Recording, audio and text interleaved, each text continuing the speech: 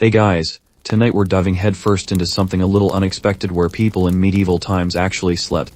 Not where they should have slept. Not the romanticized featherbeds of noble dreams, but the real, gritty, weird places folks laid their heads after a long day of plague, farming, and avoiding excommunication. Imagine this. The sun's gone down, the air is damp with incense, and you're settling into sleep in a chapel. Yes, a church. Not in a pew, not even on a bench. Right up next to the altar. So, before you get comfortable, take a moment to like the video and subscribe, but only if you genuinely enjoy what I do here. And hey, drop a comment with where you're listening from, and your local time. Now, dim the lights, maybe turn on a fan for that soft background hum, and let's ease into tonight's journey together. The cold stone floor of the church is your mattress tonight. You shift your weight as your hip bones meet the flagstones, which are about as forgiving as a medieval tax collector. The scent of old wax and mildew clings to the air, mingling with the faint aroma of something holier. Maybe it's incense. Maybe it's Brother Paul's laundry situation. You're curled in the dark recess behind the altar, near a chipped statue of St. Lucy, her eyes still eerily intact. And you're not alone amongst drift in and out, whispering their prayers, occasionally giving your sleeping form a judgmental side eye. But here's the thing. For a certain class of pilgrims, acolytes, poor travelers, the church was a sanctuary in more ways than one. It wasn't just about spiritual rest. It was one of the few places where you could bed down without getting arrested or robbed. Probably. Historians still argue whether sleeping in churches was an accepted act of piety or just a tolerated nuisance. Some say it was encouraged, especially during long vigils or religious festivals. Others suggest it was more like medieval squatting, tolerated until someone started snoring during morning mass. You lie still, listening to the creaks of ancient beams and the echo of soft chants down the nave. It's almost comforting until someone opens the side door and a gust of freezing night air barrels in, making your toes curl involuntarily. You pull your wool cloak tighter, grateful for the extra layer, even if it smells like goat. It was a goat, last week. And did I mention the relics?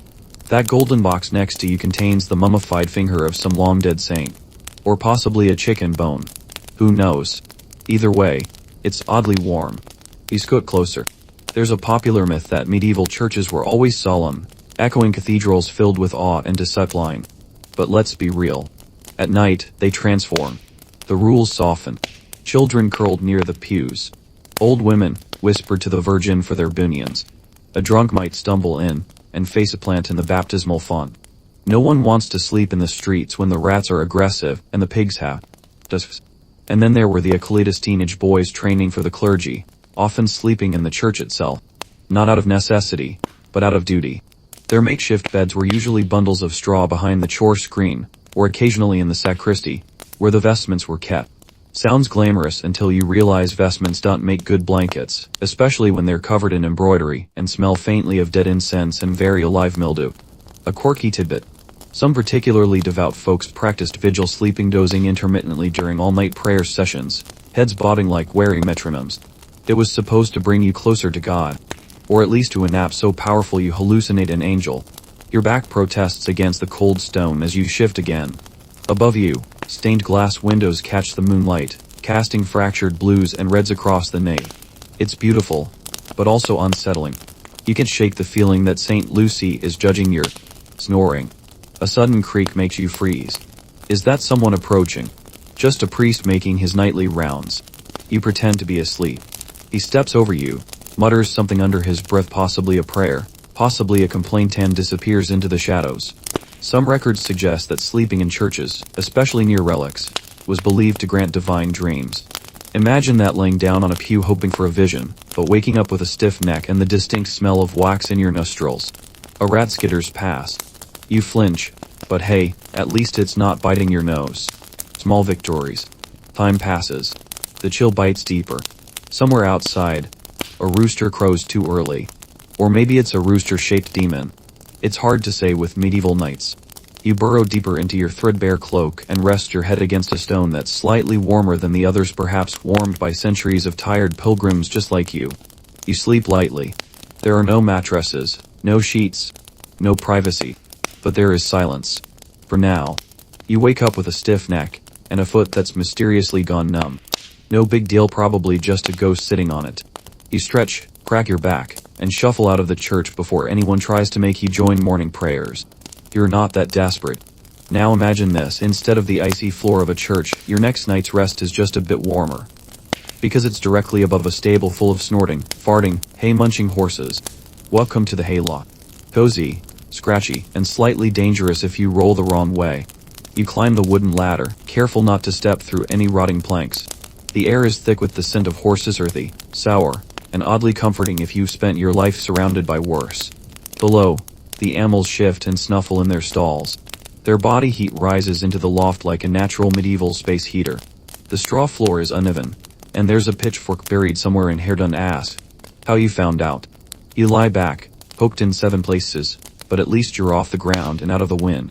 This wasn't just for farmers or stable hands. In fact, poor travelers often struck deals with innkeepers or landowners to sleep in the lofts of barns and stables. You got warmth, shelter, and maybe even a little leftover porridge if you were lucky. The trade-off. You'd wake up with hay in your pants and a donkey licking your foot. But hey, it beat sleeping under the stars in winter. Historians still argue whether haylofts were considered acceptable sleeping quarters or just tolerated flopphouses. Some suggest that in especially cold climates, it was actually recommended to sleep in the loft to survive the night. Others argue that this was desperation, not designa last resort when the hearth was full and the floor too damp. You close your eyes as the soft rustle of straw fills your ears. Somewhere below, a horse sneezes dramatically. Another kicks its stall, sending a tremor through the beams. Your body vibrates slightly. Romantic, isn't it? But haylofts weren't exactly safe havens. Fires were a constant threat. Straw plus lantern equals poof. So if you were staying here, you either learned to navigate in the dark or took your chances. You feel around your nest, making sure your blanket and old burlap sack with ambitions isn't too close to that dying candle stub. And then there were the other guests. Mice. Of course. Rats. You bet. Barn cats. Possibly helpful, unless they decide your face looks like a good place to nap. There's a special kind of twitchy sleep that happens in a hayloft, where every sound could be a falling rake or a peasant looking for his favorite spot. Still, there's something oddly peaceful about it. Through a crack in the wooden wall, you can see stars. The scent of hay triggers a part of your brain that thinks rustic countryside instead of respiratory issues. And the warmth. Yes, the warmth is real. You drift in and out, occasionally brushing straw off your face, occasionally muttering at a beetle climbing up your sock. A quirky little detail for you. Some medieval folks believed that hay could hold memories or spirits. Sleeping in blessed hay was supposed to protect you from nightmares. Whether that blessing came from a priest or a particularly holy cow was never quite clear. You dream of horses in armor. One of them judges your life choices. You wake up. It's early morning. The birds are chirping aggressively outside, and a rooster, why is there always a rooster, lets out a screech that could wake the black plate. You sit up, joints cracking like twigs, and try to shake the straw from your cloak. It clings like guilt. Below, the stable hand is already at work, tossing feed, mumbling a hymn, and eyeing you suspiciously. You give a polite nod, pretending that you totally asked for permission to sleep here. He shrugs. This is probably the 3rd stranger has found this week. You climb down the ladder, wincing as your knees argue. But hey, you didn't freeze. You didn't get trampled. And only one mouse used your foot as a trampoline. Not a bad night's sleep, all things considered. You brush off what hay you can't owe some's in your hair for life now and head back into the world. Where will you sleep next? Hopefully not inside a barrel. But well, get there. Your legs are tired, your back is sore, and your cloak still smells faintly of horse. Naturally, it's time to get some rest again. But not in a bed, heavens no. Tonight's luxury suite. A tavern corner. Not a room in a tavern, mind you. Just a corner. Possibly near the fireplace, if you're lucky. More likely wedged between a cracked ale barrel and someone's half-eaten turnip pie. You nudge open the tavern door. It creaks like a guilty conscience. Warmth hits you first, a wave of heat, and hops and human muss. The room is loud, full of tankards slamming, ladder spilling, someone weeping softly in the background. You scan the dim space for a spot that doesn't appear to be soaked in ale or vomit. That narrows your choices to precisely one, a shadowy nook behind a barrel that smells of yeast and indecision. You squeeze in. No cushion. No privacy. Just the wooden wall at your back, and the very real chance that someone might accidentally fall on you mid-drunken stumble. You shrug off your cloak, wad it up, and lean your head against the cool, sticky wood. Despite the chaos, Taverns were surprisingly common sleeping spots for the traveling poor or tradesfolk who couldn't afford a room. You paid a few coins to the barkeep or maybe just helped mop up and were granted a warm corner and the right to not be kicked out until sunrise. Blankets were optional. Cleanliness was mythical. But you were inside. And inside meant safety. Historians still argue whether taverns actively encouraged this kind of overnight loitering or merely tolerated it because it boosted drink sales. Some records suggest barkeeps laid out straw for overnight guests. Others suggest they just let people collapse where they dropped, as long as they didn't block the firewood. You try to settle in, but the barrel beside you lets out a soft glug, and something wet seeps under your thigh. Lovely. You shift, tucking your knees to your chest, while a barmaid clatters past with a tray of overflowing mugs. One sloshes as it passes, baptizing you in a warm splash of mead. You decide to take it as a blessing. The noise eventually fades. The fire dies to a warm glow. You can still hear a man snoring loudly on a bench at least. You hope that snoring and someone muttering in their sleep about taxes. You drift off to spite yourself, lulled by the crackle of the hearth and the scent of burned onions. And then there's the drunkard. Every tavern has one, a man with cheeks the color of bruised plums and stories longer than winter. He spots you in your corner and slouches over, eyes glazed but determined. "He the bishop's nephew?" he asks, wildly. Confident. You shake your head. He nods anyway and launches into a story about a goat, a sword, and something he calls the incident. You fall asleep somewhere in the middle of his fourth hiccup. A quirky tidbit: in some regions, innkeepers were required by law to provide basic shelter to travelers, especially in winter or after dark. That didn't mean beds. It just meant somewhere to collapse where wolves won't eat your face. Tavern floors. Totally legal hospitality. You wake suddenly when the drunkard's head lands on your shoulder. Is asleep now, using your cloak as a pillow and mumbling about cheese. You debate pushing him off, but decide the extra warmth is worth it. Outside, dawn creeps in. The tavern begins to stir early risers, bakers, farmers. You stretch, bones cracking, hair matted to one side like medieval bedhead art. The barkeep gives you a glance that's somewhere between pity and disgust, but he doesn't say anything. You toss a copper onto the counter out of guilt and goodwill. As you step outside, you squint into the pale light. Your body itches in new and interesting places. Your stomach grumbles like a dying minstrel. And your next thought isn't what's for breakfast. It's where the heck will I sleep tonight? Hopefully not under a table again. You're done with taverns. Your cloak is still damp. Your spine has developed a new and permanent curve. And you woke up with what might have been a pickle stuck to your cheek. You need something better tonight. Something with warmth. Something with, dare we say, a ambience.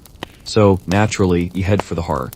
The fire is already going when you arrive, crackling low in a stone fireplace blackened by centuries of soot and spilled stew. You aren't alone, of course not. Granny's already claimed the prime real estate closest to the flames. Just snoring lightly, draped in 3 shawls and half a cat. You find a spot a bit farther back, where your face roasts and your feet still freeze. Still, this is medieval. Central heating at its finest. No chimney flue, no carbon monoxide awareness, just open flame, ash, and hopes. The hearth was the heart of the home, and in many cottages, it was also the bed. Or rather, the bedroom, dining room, and smoke inhalation chamber in one. You arrange your belongings as best you can, cloak beneath. Bundle of laundry for a pillow, one hand tucked near your face in case something crawls over it. You lie down gingerly, keeping one eye on the flickering flame, and the other on Granny, who twitches ominously in her sleep. You don't want to wake her. You've heard stories. Historians still argue whether hearth sleeping was a nightly norm or a seasonal practice. Some evidence suggests that entire families would line up like toast slices beside the fire in winter. Others believe it was reserved for the very old, the very cold, or the very drunk. One thing's certain, the hearth was prime real estate in any peasant household. Kids, pets, and old folks all gravitated there. If you were low on the household pecking order, you were probably near the Dorica, the draft zone. If you were beloved or just loud about your arthritis, you might edge closer to the embers. Tonight, you're somewhere in the middle. Toasted nose, frosted toes. A soft creak sounds from behind you. A small child plops down, dragging a rag doll and plopping uninvited onto your foot. You groan, but move over. That's the hearth lie. A quirky little detail. In some regions, embers were banked overnight under ashes to keep them warm until morning. People would tuck a burning coal into a ceramic container called a firepot and sometimes even keep it under their bedding. Yes, they basically slept with a live ember under their blanket. Safety first, right? You hear a sputter from the fire. A new log's been added, bless whoever did that, and the light dances across the room. Shadows flicker over cracked beams and bundles of garlic. The air smells of smoke, old stew, and a hint of something. Sorry, hope is cabbage. Your eyelids begin to sag. You curl up tighter, one arm cushioning your head, the other pulled across your chest like a makeshift hug. Behind you, Granny lets out a deep sigh and says something about goats in her sleep. Probably a dream. Hopefully. You almost forget where you are until a spark pops and lands on your cloak. You leap up with an alarmed yelp, batting it away frantically. Granny grunts but doesn't wait. The cat glares. You settle back down, chastened and slightly singed. Medieval warmth is a gamble. As you drift off, you wonder how many people have slept by this very hearth. Generations, maybe. You're just one in a long line of tired bodies seeking heat, safety, and a little relief from the biting cold. The fire crackles. The child next to you starts drooling slightly. You exhale slowly, and let the warmth lull you to sleep. For now. You wake up to someone stepping over your legs with a kettle of porridge. A few drops land on your sleeve. Good morning. Today, you're on the move again. You've left the hearth behind, Granny still snoring, cat still judging, and now you're searching for tonight's accommodation. It's not glamorous. It's not even particularly dry. But it is close to your merchandise, which makes it practical. Tonight, you're sleeping under your market stall. Yes, literally under it. The marketplace is silent now, the clamor of daytime bartering replaced by the occasional scurry of nocturnal creatures, and the whisper of wind through the canvas awnings. You crouch down and slide under your stall like a sack of turnips, wrapping yourself in your cloak and arranging your basket of onions for structural support. Congratulations, you've just entered the elite club of medieval vendors who sleep beside their goods to keep them from being stolen. You lie there, half covered by a moth-eaten tarp, the legs of your stall forming an uncomfortable wooden canopy. It's a bit like camping, but with more rats and less marshmallow potential. Historians still argue whether market stall sleeping was a widespread habit or mostly limited to traveling traders. Some suggest it was routine for peddlers who didn't want to spend the day unloading and reloading carts. Others say it was a desperate practice of the very poor who couldn't afford even a tavern's floor. One thing's for sure, security was a concern. You shift on the cold stone ground, adjusting your position so your head rests against your crate of dried fish. The smell isn't exactly soothing, but at least no one will sneak off with your wares. And if they try, well, you've got a cabbage with their name on it. You hear rustling nearby, maybe another vendor setting up early, maybe a stray dog hoping for scraps. You pull your bundle of goods closer, using your arm as a makeshift barrier. There's a comfort, strange as it is, in being surrounded by the things you worked hard to sell. Your onions, your herbs, your precious root vegetables, they're the closest thing to a security system you've got. A quirky tidbit. In many medieval towns, stalls had to be disassembled every night and stored elsewhere. But in rural markets or looser jurisdictions, traders simply flipped the bench, crawled underneath, and called it a night. Some even made tent beds with their own cloaks tied to the frame. Medieval glamping, really. Your back begins to itch against the cobblestones, each lump and groove seemingly placed to maximize your discomfort. You try shifting positions, but that only succeeds in wedging a splinter into your hip and banging your elbow on a turnip crate. You sigh. Deeply. At least it's quiet. Well, mostly. Somewhere down the row, someone coughs violently. A dog whines. A rooster starts up, entirely too early again, because of course it does. You wonder, for a moment, if roosters just enjoy messing with you. Eventually, you doze. Half sleep. That's strange, liminal medieval rest where one ear stays open and every creak feels like a threat. You dream of customers bartering in your sleep, someone demanding 3 carrots for your soul. You almost agree. You stir awake when a splash of cold dew hits your cheek. Morning fog is creeping in, and with it comes the vendors, rolling carts and gossiping before the sun even thinks of rising. You peek out from beneath the stall like a particularly grumpy forest creature. An old man chuckles at the sight of you, then starts setting up apples next door like this is all perfectly normal. Because it is. You sit up slowly, joints protesting like unpaid apprentices. You dust off a few onion peels, stretch, and look around. Another night survived. No stolen goods. No rodent nibbling. Only minor splinters. Victory. You stand, fold your cloak, and begin laying out your goods for the day. It's not a 5-star stay, but it's home at least for now. You're on the road again, the rhythm of travel settling into your bones. But tonight, the bed isn't a hayloft or a market stall. No, you're aboard a trading barge, rocking gently on the river's slow current. The smell of damp wood, river algae, and a faint trace of fish fills the air. The water lapping against the hull is a lullaby if you ignore the occasional creak that sounds suspiciously like the boat complaining about your presence. The captain's canvas tarp is your roof tonight, stretched taut but still letting in more chill than light. Your mattress is a rough bundle of blankets, more holes than fabric, but it's dry and that counts for a lot. The river's chill clings to your skin, but the gentle sway and sound of water help ease your tired mind. Historians still argue whether barge life was idyllic for river traders or an endurance test against mud, cold, and unexpected storms. Some chronicles romanticize the river voyages as peaceful retreats, others emphasize the relentless discomfort and cramped quarters. Below deck, you can hear the soft snores of your fellow traders and the faint shuffle of rats, which seem to have claimed the lower hull as their domain.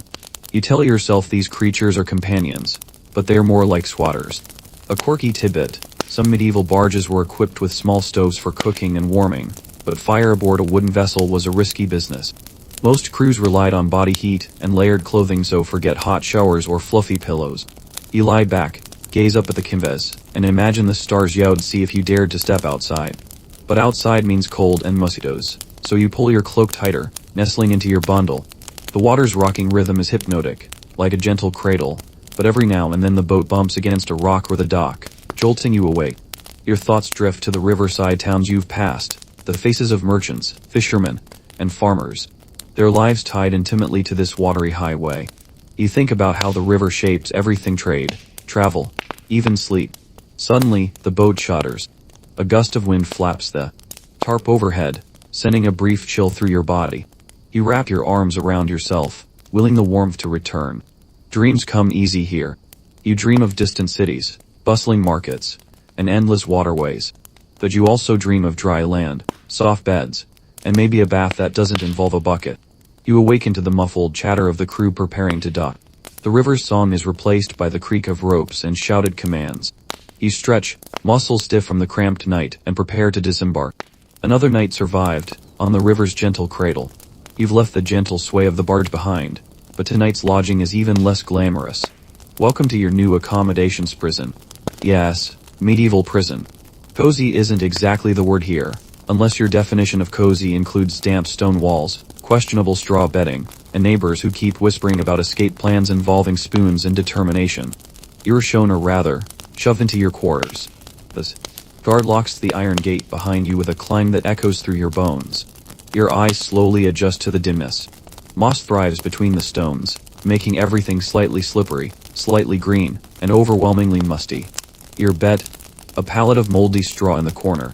Luxury at its finest. Historians still argue whether medieval prisons were primarily places of punishment, detention awaiting trial, or just dumping grounds for society's inconvenient people. Some scholars point out that jails weren't actually meant for long-term imprisonment, just temporary holding. Others claim that people often languished inside these gloomy cells far longer than intended, waiting indefinitely for justice to get around to them. Either way, here you are. You settle gingerly onto the pallet. It shifts beneath you, and you immediately regret poking at it. Something squeaks from within. Rats again. Probably. At this point, they're practically your roommates. Nearby, someone coughs. It echoes through the corridor, bouncing off the damp walls, reminding you that you're not alone. In medieval prisons, privacy wasn't even a distant fantasy. Cells often held multiple prisoners, packed together like sardines, dirty, unhappy sardines. You pull your cloak tighter around you, feeling the chill seep into your bones. A trickle of water runs down the wall next to you, forming a small puddle. Water torture wasn't necessary here. The prison itself provided ample misery. Here's a quirky tidbit. Certain medieval prisons allowed wealthier inmates to pay for slightly upgraded accommodations, maybe a cleaner corner, better straw, or even a blanket without fleas. Think of it as the medieval equivalent of premium jail membership. Unfortunately, you're not one of those wealthy prisoners. Your premium status extends only to being slightly less damp than the guy next to you. A voice in the dark mutters about injustice, another about stolen chickens. It's almost soothing. These murmurs, at least. Someone is talking. The silence, broken only by dripping water, can be maddening. You close your eyes and try to imagine yourself anywhere else. See warm hearth, the gentle rocking of that river barge, even the hayloft with horses below. Anywhere but here, really. The hours drag on, marked only by the clinking of guards' keys and the occasional distant shout. You drift in and out of restless sleep, waking each time with a start, half expecting to find a rat sitting politely on your chest, asking if you have mind sharing the straw. Morning, or what passes for it in a sunless stone cell, finally comes. A guard rattles the gate, waking everyone who managed to sleep. You stretch painfully, brushing straw and something unpleasant off your cloak. Freedom awaits eventually. Until then, it's just you, the straw, and your squeaking companions. The cold stone corridors of the castle stretch before you, but your assigned sleeping spot isn't a grand chamber with tapestries and featherbeds. Now, you've been relegated to a draughty nook near the armory, where suits of armor loom like silent sentinels and the chill bites deep through your threadbare cloak. The smell of oiled metal mingles with the faint scent of old blood, probably decades old. But who's counting? You find a place behind a stack of shields, careful not to disturb the rats nesting among the weapons. The floor is stone, unforgiving as ever, and your only comfort is a thin blanket scavenged from the servants' quarters. The castle's grandeur does little to soften the harsh reality of where most common folk slept. Noble guests enjoy featherwoods and curtains, you get the leftovers. Historians still argue whether castle servants and lower-ranked guests were ever offered anything approaching comfort. Some suggest that even a wooden pallet was a luxury, while others believe that proximity to the armory provided warmth from heated weapons and fires used to maintain them. A quirky tidbit: in some castles, it was common for servants to sleep near the kitchens or armory because these areas retained heat longer than the rest of the stone fortress. So while the great hall might be cold and empty at night, you at least have a fighting chance near the hot iron. You stretch your itching limbs and listen to the echoes of distant footsteps. The clink of armor and muffled voices create a strange lullaby. You close your eyes but remain alert. A castle can be unpredictable at night, with guards on patrol and the occasional drunken knight causing a ruckus. You wonder if the noble lords upstairs realize just how many people live like this beneath their gilded chambers. You adjust your blanket, try not to think about the cold seeping in through the walls, and drift into a light sleep. Dreams come with a metallic edge here, shaped by clangs and distant bells. Morning won't come soon enough. The cottage you share with your family is snug, if not exactly sanitary. Tonight, as every night, you shuffle into bed where warmth is the currency of survival. You're packed in tight, siblings pressed on one side, a goat tethered on the other, and perhaps a neighbor or two who's wandered in for company. It's crowded, noisy, and smells faintly of hay, sweat, and last week's stew, but it's warm. The concept of personal space is as foreign as central heating. In fact, the more bodies in the bed, the better. More warmth, more noise, more life. You feel the rhythmic breathing of the goat, the occasional nudge from your youngest sibling, and the distant croak of a toad outside the window. This is family life in medieval village cottages.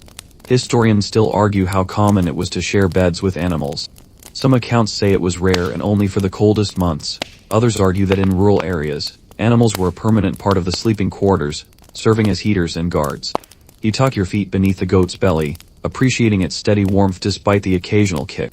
Your eyelids flutter shut as you try to ignore the itchy hay poking through the blankets.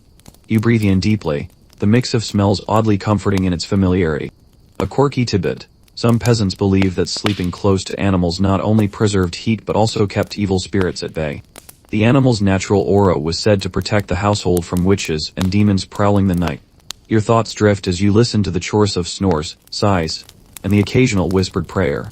You imagine the simple joys of such closeness, a shared warmth, a sense of belonging, even if privacy is non-existent. As you finally drift off, you wonder what dreams might come to those who sleep piled together like this: dreams of freedom, of soft beds, or perhaps just dreams of a better stew tomorrow. The night deepens.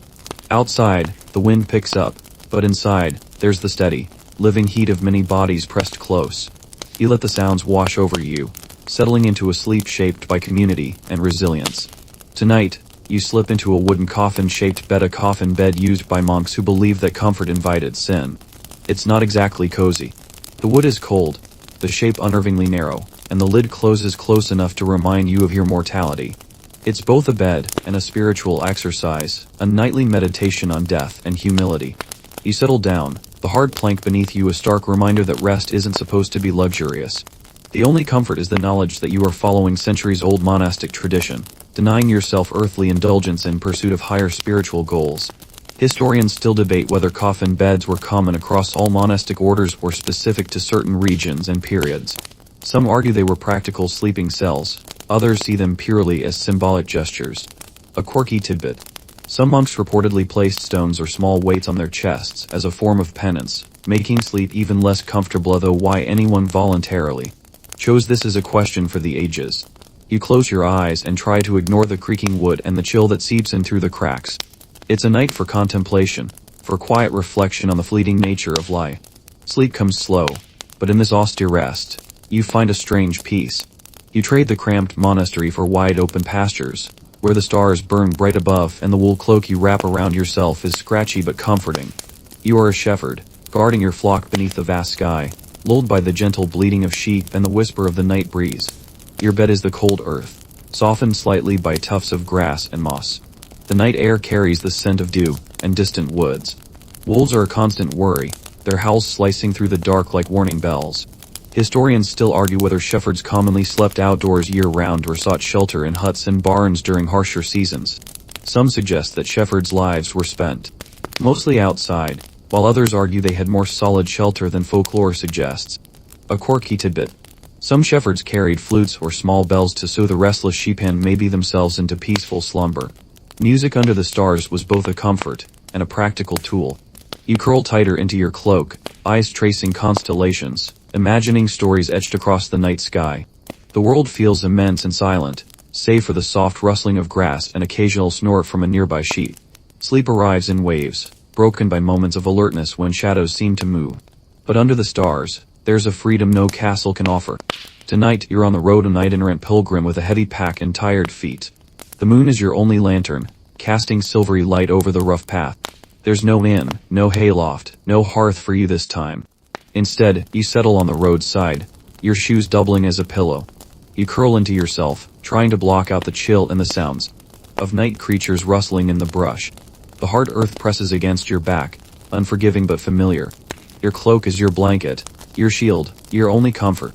Historians still debate whether roadside sleeping was an accepted part of pilgrimage or a desperate necessity. Some accounts suggest pilgrims took turns keeping watch, while others imply many faced nights alone, vulnerable to bandits and wild animals. A quirky tidbit. Pilgrims often carried small knives or staffs for protection and sometimes marked their resting spots with simple crosses or stones. Superstition mingled with practicality in these dark hours. You close your eyes but stay alert, ears tuned to every snap of twig or distant howl. Sleep comes in fitful bursts, dreams interrupted by the fear of being discovered. The road is long, and safety is fleeting. Dawn's first light breaks over the hills, painting the world in soft gold. You stretch, aching but alive, ready to continue the journey. The camp is dampened.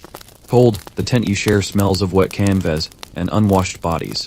The drums of battle still echo faintly in your mind, and the soggy ground seeps through your thin blanket. You try to rest, but every noise shouts, horses whinnies, the clatter of armor tugs you back to alertness. Someone snores like a dying boar beside you, a constant reminder that comfort is a luxury no soldier enjoys. You adjust your position, trying to find a spot that isn't puddle or rock. Mud clings to your boots and socks, your clothes are stiff with grime. Historians still argue how soldiers coped with such harsh conditions during medieval campaigns. Some accounts praise camaraderie and ritual to boost morale, others highlight misery and disease as constant companions. A quirky tidbit.